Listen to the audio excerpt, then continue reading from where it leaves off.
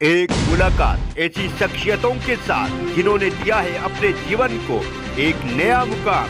रूबरू कराएंगे ऐसी कुछ हस्तियों के साथ एक खास शख्सियत के साथ मुलाकात। जयदेव पटेल के साथ नंबर 1 इंडिया न्यूज पर रात। नमस्कार व्यूअर्स, मैं हूं जयदेव पटेल और आप देख रहे हैं नंबर 1 इंडिया न्यूज। आपका एक बार फिर स्वागत है एक खास शख्स के साथ मुलाकात प्रोग्राम में। आज हमारे साथ खास हमारे defence expert retired lieutenant general Rajendra Singh. Rajendra Singh ji, आपका बहुत बहुत स्वागत है आज हमारे प्रोग्राम में। राजेंद्र सिंह जी, आपसे मेरा पहला सवाल है कि बहुत बड़ी बात है, तभी ये सवाल भी उठ रहे थे कि चीनी अपने सैनिकों की मौत को छुपा रहा है और अब ऑस्ट्रेलिया मीडिया कह रहा है कि 4 नहीं 38 चीनी सैनिकों ने मौत हुई थी वहां पर।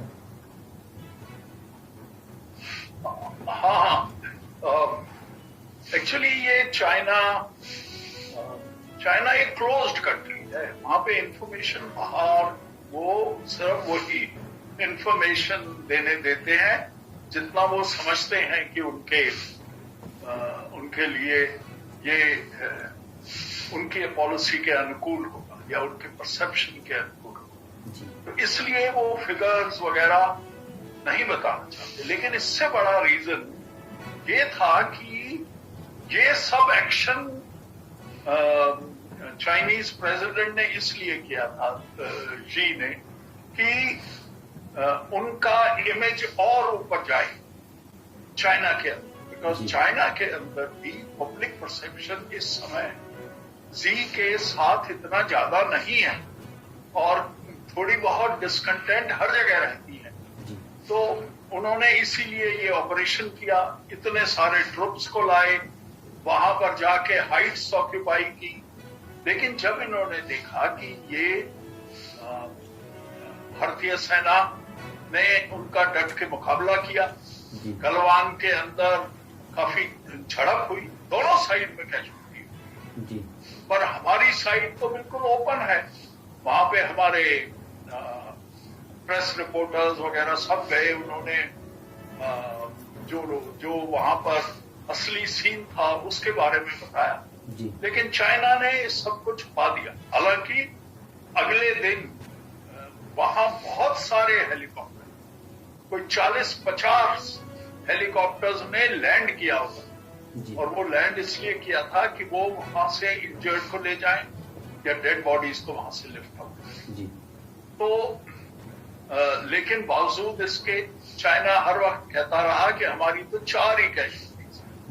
लेकिन इससे भी बड़ा चीज जो हुई कि थोड़ी सी डिसग्रंटलमेंट, इनके जो लोग चाइना के सोल्जर्स मारे गए थे उनके रिलेशंस ने भी की कि ये हमारे मार्टियर्स का अच्छी तरीके से रिकॉग्निशन नहीं मिल रहा है। तो अभी जो चाइना ने किया है अपने विंटर ओलंपिक्स में कि उनके रेजिमेंटल कमांडर को एक वन ऑफ द टॉर्च वेयरर वो अपॉइंट करेंगे, तो वो इसी बैकग्राउंड में हमको देखना पड़ेगा। और जहां तक हिंदुस्तान की बात है, उन्होंने इसका ऑलरेडी जवाब दे दिया है।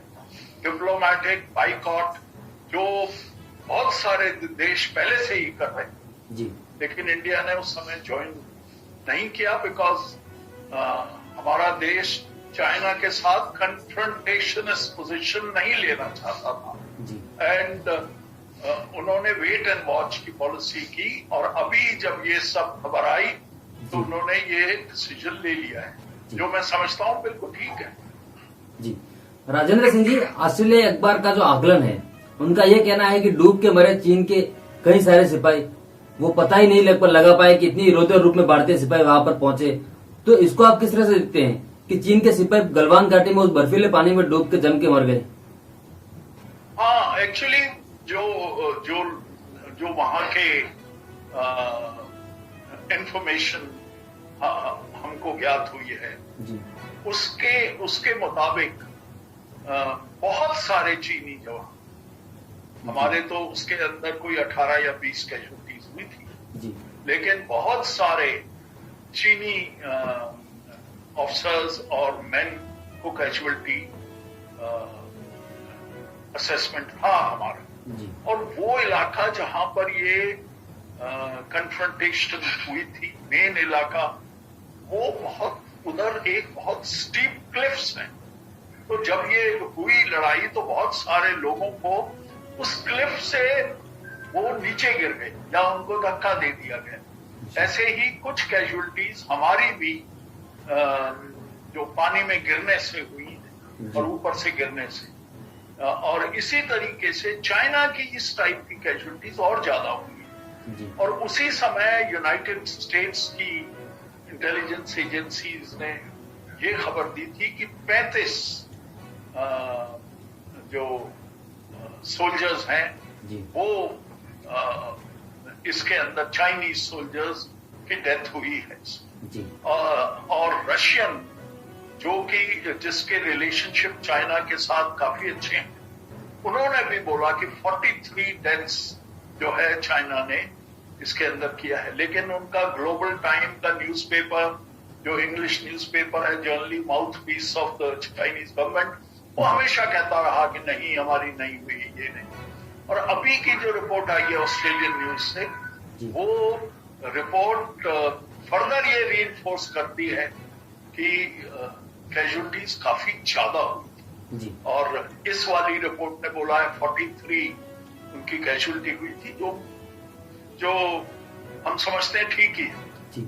राजेश सिंह जी, आपसे मेरा क्लोजिंग क्वेश्चन है कि चीन इस समय कर क्या रहा है वहां पर, ये आप हमसे बेहतर समझते हैं, क्योंकि कभी वो एक गांव बसाने की बात करता है तो भूटान जैसे शांतिप्रिय देश को तंग करने की कोशिश करता है, ताइवान को तंग कर रहा है, दक्षिणी चीनी सागर, पूर्वी चीन सागर, हर जगह वो अपनी खुरोची जो आदत है वो चला रहा है। ऐसे में उसने अगर भारतीय सीमा पर कुछ किया, जैसे अभी हमारे अरुणाचल प्रदेश में एक छोटे से लड़के को अपहरण किया और उस लड़के ने कहा कि उसको इलेक्ट्रिक शॉट दिए गए और यातनाएं भी दी गई, और भारत के बहुत कहने के बाद उसे 9 दिन बाद उसे रिहा किया गया। तो भारत के पास क्या कोई इम्पैक्टिव काउंटर मेजर्स है? क्योंकि हम लोग तो चीन के साथ रिश्ते सुधारने की बात कर रहे हैं, बॉर्डर तनाव के बावजूद व्यापार कहीं गुना बढ़ गया चीन के साथ 2021 में, तो चीन के ऊपर वो नकेल कहाँ है कि वो बॉर्डर पर तनाव नहीं बढ़ा है? देखिए, पहले तो ये परसेप्शन को ठीक करना पड़ेगा हमें कि हमारी तरफ से कोई चीन के खिलाफ कोई भी हरकत नहीं, ऐसी बात नहीं है। हम अपने डिफेंस के लिए तत्पर हैं, हम काफी प्रोएक्टिव पेट्रोलिंग करते हैं और ये पेट्रोलिंग हमेशा से जारी है। इस बार तो और भी ज्यादा हुई जब चाइना ने कुछ जगह पेंगोंग त्सो में और इधर गलवान वैली में बहुत सारी जगहों को ऑक्यूपाई कर लिया। और तो हमने भी ऐसी पहाड़ियों पे जाके हमने उनकी डोमिनेटिंग हाइट्स को वहां पर हमने ऑक्यूपाई कर लिया। तो चाइना को फोर्स करके पीस नेगोशिएटिंग टेबल पे आना पड़ा।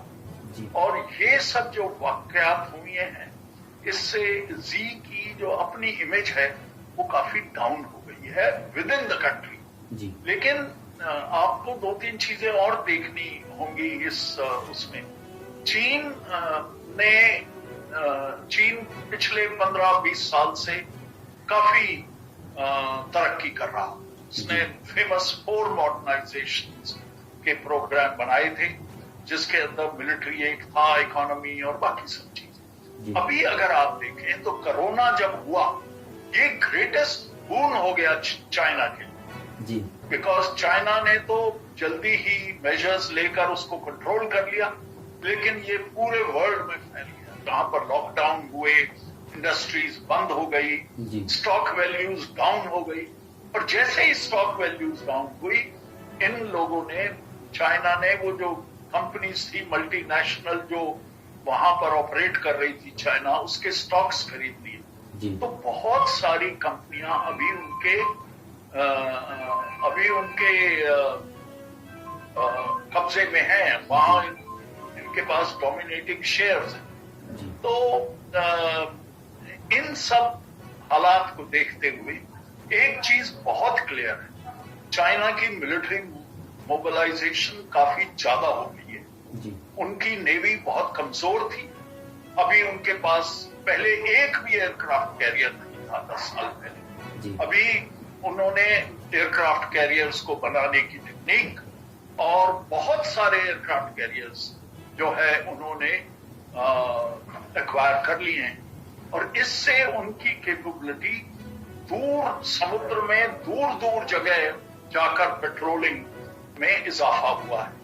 और वो एक जो नेवल टर्म में बोलते हैं एक ब्लू वाटर नेवी बन गया है। और इसी सब चीजों को आगे बढ़ाने के लिए उन्होंने जो साउथ चाइना सी के अंदर कुछ 4-5 आइलैंड थे उनको डेवलप किया, उनको ऑक्यूपाई किया, और पूरा वर्ल्ड देखता ही रहा, कुछ किसी ने खास एक्शन लिया नहीं। तो इससे वो बढ़कर चाइना थोड़ा सा और भी उसको ज्यादा हौसला हो गया है, वो समझता है कि और भी कर सकता हूं। तो ये गेम ऑफ ब्रिंकमैनशिप चल रहा है। चाइना धीरे धीरे वर्ल्ड की पेशेंस लेवल को, खासतौर पे ग्रेट पावर्स की पेशेंस लेवल को ये जांचना चाहता है। धीरे धीरे पेट्रोलिंग ज्यादा हो गई है, इंडिया के बॉर्डर के ऊपर हरकतें हो गई हैं। जहां तक ये बात है कि उन्होंने गांव इधर किए या उधर किए, ये बाई इटसेल्फ इसकी मिलिट्री सिग्निफिकेंस इतनी नहीं है जी। लेकिन क्योंकि ये जिस भी जगह पर वो कह रहे हैं कि अपने गांव किए जी, वो वाली जगह लाइन ऑफ कंट्रोल के उस तरफ है। हालांकि उस इलाके को हम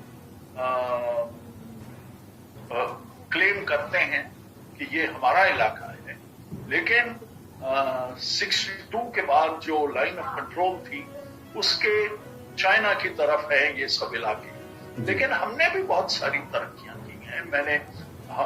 मेरे को बताया गया है कि हमने बहुत सारी रोड्स बनाई हैं अरुणाचल प्रदेश में और लेह और लद्दाख में भी, और हम काफी अच्छी तरीके से तैयार हैं। तो जो शी ये दिखाना चाहता था कि हम इंडिया को सबड्यू कर देंगे और इंडिया को हम धूल चटा देंगे, ऐसा हुआ नहीं और ना भी होगा जी। लेकिन उनके थ्रेट को अंडरमाइन नहीं करना चाहिए। चाइना एक बड़ी आर्मी है। चाइना की एयर पावर जो पहले बहुत कमजोर थी अभी बहुत अच्छी, बहुत। चाइना ने एक stand of weapon system, artificial intelligence और इसके अंदर बहुत ज्यादा तरक्की की है और हमको उसमें कैचअप करना पड़ेगा। लेकिन एक चीज हमारा ग्रेटेस्ट फोर्स मल्टीप्लायर है कि हमारा जवान और हमारे ऑफिसर्स की, यंग ऑफिसर्स की लीडरशिप। हम बहुत माउंटेन वॉरफेयर में खास तौर पर हमारे जवानों का कोई और मुकाबला नहीं है। तो मुझे लगता है in an overall perception we are going on the right track and पर हमारी गवर्नमेंट को ये देखना पड़ेगा कि हमारी फोर्सेस की मॉडर्नाइजेशन और हो। अभी ये जो बजट आया ये तो काफी डिसअपॉइंटिंग था जी। इसके अंदर सिर्फ 10% इंक्रीज था जो इन्फ्लेशन में ही खत्म हो जाएगा। तो मॉडर्नाइजेशन के लिए पैसा कुछ बचेगा नहीं। और ये जो आत्मनिर्भर भारत है ये बहुत अच्छी चीज है, लेकिन आत्मनिर्भर भारत का मतलब ये नहीं है कि आप सेकंड ग्रेड वेपन सिस्टम्स को अपने जवानों को दे दें। नहीं, हमको वेपन्स बेस्ट चाहिए। अगर एडवर्सरी के जो वेपन्स हैं उनसे उनके मुकाबले वाले वेपन होने चाहिए, तभी आप एक फेयर चांस दे सकेंगे अपने सोल्जर्स को विक्ट्री हासिल करने का। गवर्नमेंट को ये शायद मालूम है और मुझे पूरा यकीन है कि वो करेंगे कुछ। लेकिन एन ओवरऑल पर्सपेक्टिव ये जो रिपोर्ट आई है अभी ऑस्ट्रेलियन पेपर में, ये हम जो हमेशा कहते रहे हैं ये उसका विंडिकेशन है। हमारे जवान, मैंने कई वहां के एक दो अफसर से बात की, एक कमांडिंग अफसर से भी बात की, और उन्होंने जो मुझे कहानियां बताई कि क्या क्या हुआ था, ये इस चीज को और भी प्रूव करता है कि हमारे जवानों ने बहुत दिलेरी और बहुत जबरदस्त लड़ाई लड़ी और चीन के दांत पूरे के पूरे खट्टे कर जी। राजेंद्र सिंह जी, आपने नंबर 1 इंडियन समय निकाला, उसके लिए आपका बहुत बहुत धन्यवाद। Thank you. Thank you.